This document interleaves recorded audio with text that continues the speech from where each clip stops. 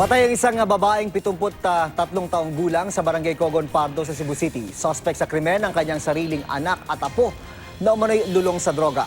Narito ang report.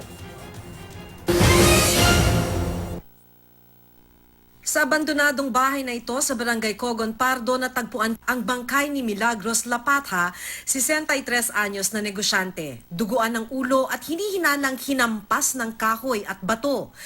Ang suspect, kanya mismong anak. Lumalabas sa investigasyon na kulangan si Junito sa ibinigay na pera ng kanyang ina mula sa naibentang baboy. Gumamit ng bato at saka pamalo, pinukpok sa ulo. Initial findings natin is drug user itong mga to and may nawawalang pera yung nanay. Hinala nila, may pagkakautang ang suspect dahil sa bisyo umano nito sa droga. Dili ako si Yara, si Joshua. Pero gingit ng 38 anyos na suspect, hindi raw niya magagawa ang pinaparatang sa kanya. Idiniin niya sa krimen ang 18 anyos niyang pamangkin na si Joshua Ortiz.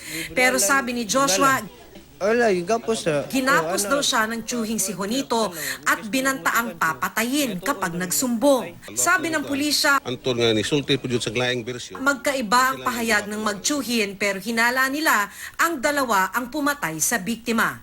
Ang anak na babae ni Milagros doble ang hinagpis sa pagkawala ng kanilang ina at pagkasangkot sa krimen ng kanilang kapatid at pamangkin.